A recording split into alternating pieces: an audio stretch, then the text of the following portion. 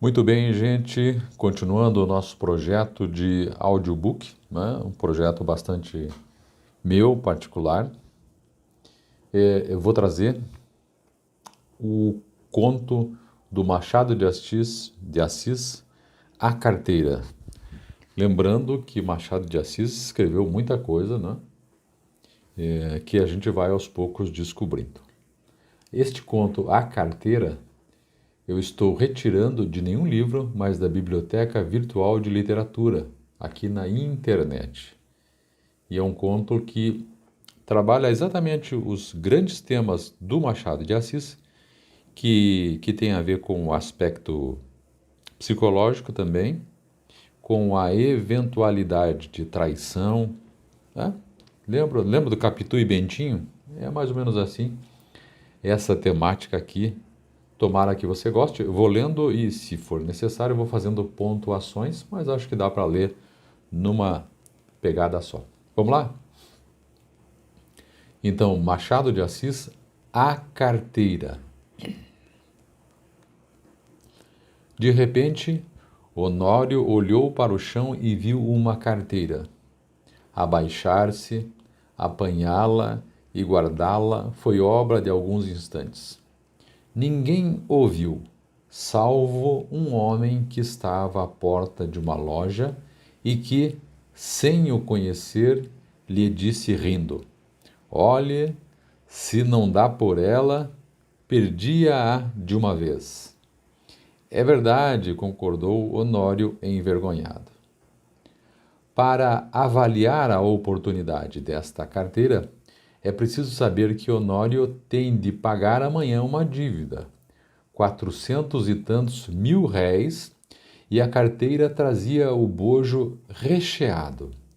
A dívida não parece grande para um homem da posição de Honório, que advoga, mas todas as quantias são grandes ou pequenas, segundo as circunstâncias, e as dele não podiam ser piores. Gastos de família excessivos, a princípio por servir a parentes, e depois por agradar a mulher, que vivia aborrecida da solidão. Baile daqui, jantar dali, chapéus, leques, tanta coisa a mais que não havia remédio senão ir descontando o futuro. Endividou-se. Começou pelas contas de lojas e armazéns. Passou aos empréstimos, 200 a um, 300 a outro, 500 a outro, e tudo a crescer, e os bailes a darem-se, e os jantares a comerem-se, um turbilhão perpétuo, uma voragem. Tu agora vais bem? Não? Dizia-lhe ultimamente o Gustavo C., advogado e familiar da casa. Agora vou, mentiu o Honório. A verdade é que ia mal. Poucas causas, de pequena monta, e constituintes remissos. Por desgraça, perdera ultimamente um processo em que fundara grandes esperanças.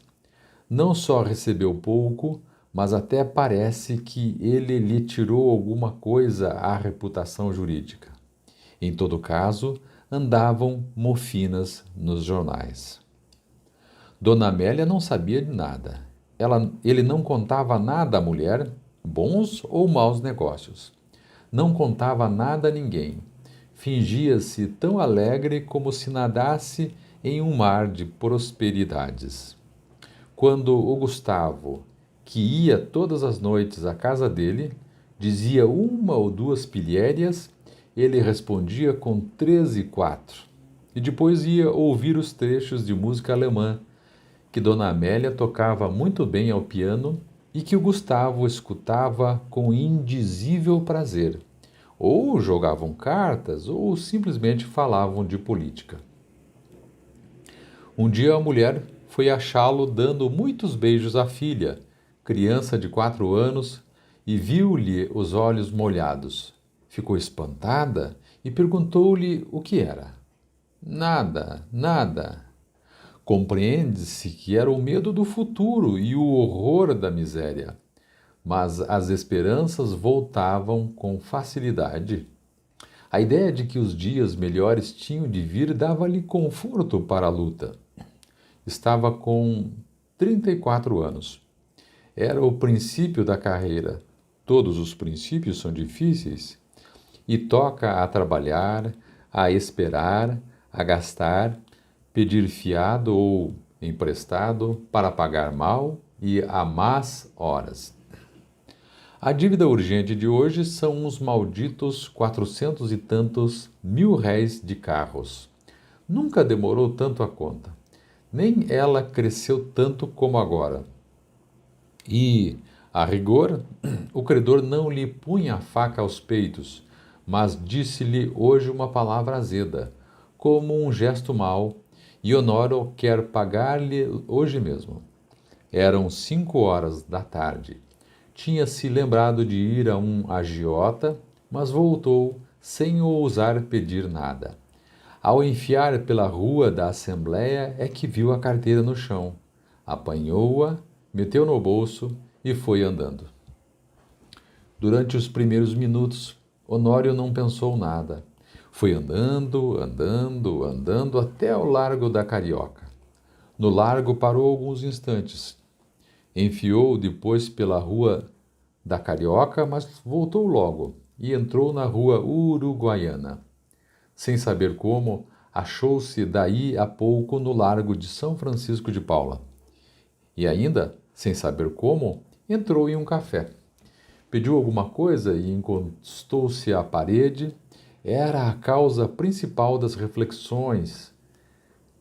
Tinha medo de abrir carteira. Podia não achar nada, apenas papéis e sem valor.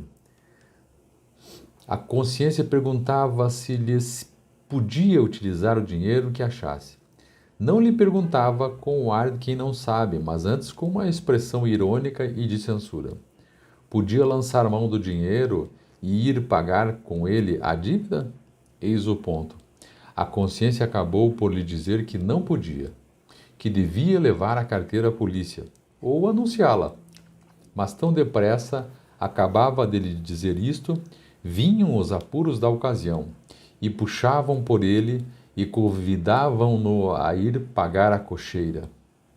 Chegavam mesmo a dizer-lhe que, se fosse ele que a tivesse perdido, ninguém iria entregar-lhe, insinuação que lhe deu bastante ânimo. Tudo isso antes de abrir a carteira. Tirou-a do bolso, finalmente, mas com medo quase às escondidas, abriu-a e ficou trêmulo. Tinha dinheiro, muito dinheiro. Não contou, mas viu 2 notas de 200 mil réis, algumas de 50 e 20, calculou uns 700 mil réis ou mais. Quando menos, 600. Era a dívida paga. Eram menos algumas despesas urgentes. Honório teve tentações de fechar os olhos, correr a cocheira, pagar e, depois de pagar a dívida, adeus, reconciliar-se-ia consigo. Fechou a carteira e, com medo de a perder, tornou a guardá-la. Mas daí a pouco tirou-a outra vez e abriu-a com vontade de contar o dinheiro. Mas contar para quê? Era dele. Afinal, venceu-se e contou. Eram 730 mil réis. Honório teve um calafrio. Ninguém viu, ninguém soube. Podia ser um lance da fortuna, a sua boa sorte, um anjo. Honório teve pena de não crer nos anjos. Mas por que não havia de crer neles? E voltava ao dinheiro, olhava, passava-o pelas mãos e depois resolvia o contrário. Não usar do achado, restituí-lo. Mas restituí-lo a quem? Tratou de ver se havia na carteira algum sinal. Se houver um nome, uma indicação qualquer, não posso utilizar-me do dinheiro, pensou ele. Esquadrinhou os bolsos da carteira, achou cartas que não abriu, bilhetinhos dobrados que não leu e, por fim, um cartão de visita. Leu o nome, era do Gustavo. Mas então a carteira examinou-a por fora e pareceu-lhe efetivamente do amigo. Voltou ao interior, achou mais 2 cartões, mais 3, mais 5. Não havia duvidar, era dele. A descoberta entristeceu-o. não podia ficar com o dinheiro sem praticar um ato ilícito e, naquele caso, doloroso ao seu coração porque era um dano de um amigo. Todo o castelo levantado esboroou-se como se fosse de cartas. Bebeu a última gota de café sem reparar que estava frio. Saiu e só então reparou que era quase noite. Caminhou para casa. Parece que a necessidade ainda lhe deu uns 2 empurrões, mas ele resistiu. Paciência, disse ele consigo. Verei amanhã o que posso fazer. Chegando a casa, já ali achou o Gustavo, um pouco preocupado. E a própria Dona Amélia o parecia também. Entrou rindo e perguntou ao amigo se lhe faltava alguma coisa. Nada. Nada? Por quê? Mete a mão no bolso. Não te falta nada? Falta-me a carteira, disse o Gustavo sem meter a mão no bolso. Sabes se alguém a achou? Achei-a eu, disse Honório, entregando-lhe-a. Gustavo pegou dela precipitadamente e olhou desconfiado para o amigo. Esse olhar foi para Honório como um golpe de estilete. Depois de tanta luta com a necessidade, era um triste prêmio. Sorriu amargamente e, como o outro lhe perguntasse onde a achara, deu-lhe as explicações precisas. Mas conheceste-a? Não, achei os teus bilhetes de visita. Honório deu 2 voltas e foi mudar de toilette para o jantar.